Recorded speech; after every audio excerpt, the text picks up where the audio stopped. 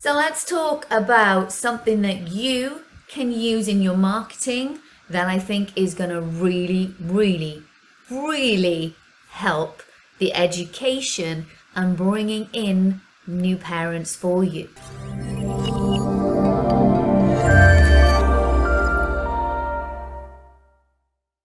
Hey, I'm Sarah. I am the founder of the Dance Den and I am a dance business and theatre school owner mentor. I help studios scale their business so that they have more time, more money for themselves.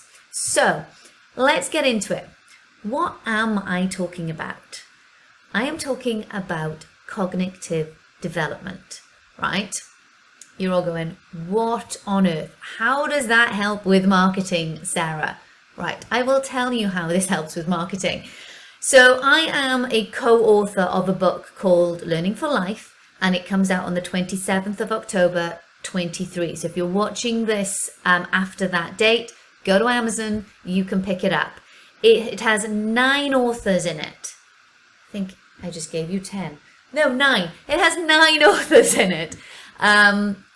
All who have a vast experience of working in the after-school activities sector in a range of different things that they're doing, from cooking to drama to dance. There's lots and lots of things there. And all of us have done a chapter about our lives, our success stories, and children that we have worked with, that how extracurricular activities have aided their cognitive development. Now, what I also love about this book is that everybody has done tips. What do they do in their class that the children love? So think about that. We've been asked for 3 tips, 9 authors.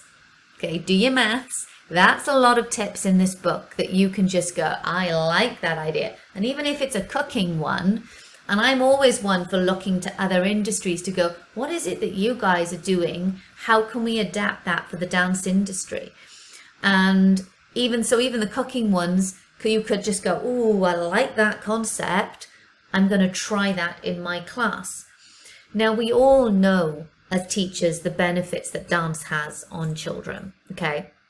From a cognitive development point of view, you're looking at memory, you're looking at retention, you're looking at physicality, you're looking at rhythm, you are looking at spatial awareness, confidence, self-esteem. All of these things are developed and grown naturally by what it is that we do as dance and theatre school teachers, right?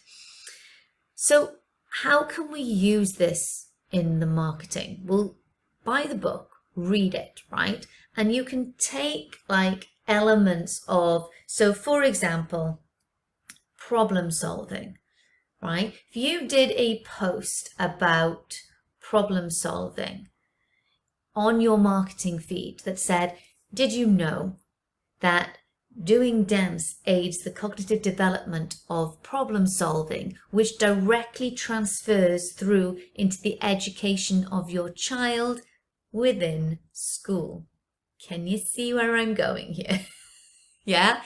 This is about you saying to people that dance isn't just all the skills that we naturally give for dance, as in coordination and flexibility and all of that. But actually, this is an important skill, life skill, that directly reflects on their educational learning within school time, and will benefit that from a mathematical, from an English perspective.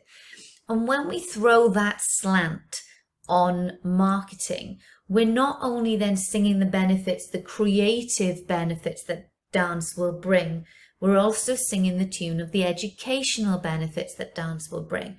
And that will attract different people to your business that maybe they hadn't thought about what dance can do for their child from a mathematical point of view. Okay, so this is about, when we come to marketing, it's about being broad but specific. Oh my God, explain that one, Sarah.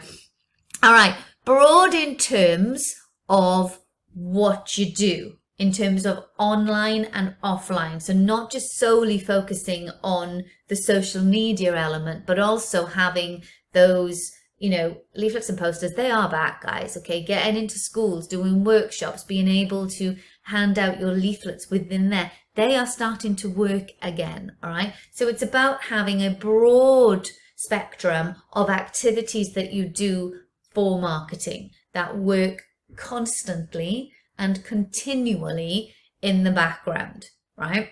So that's the broad aspect. But the specific aspect is when you come down to talking about your age categories, or as I like to call it, my segments.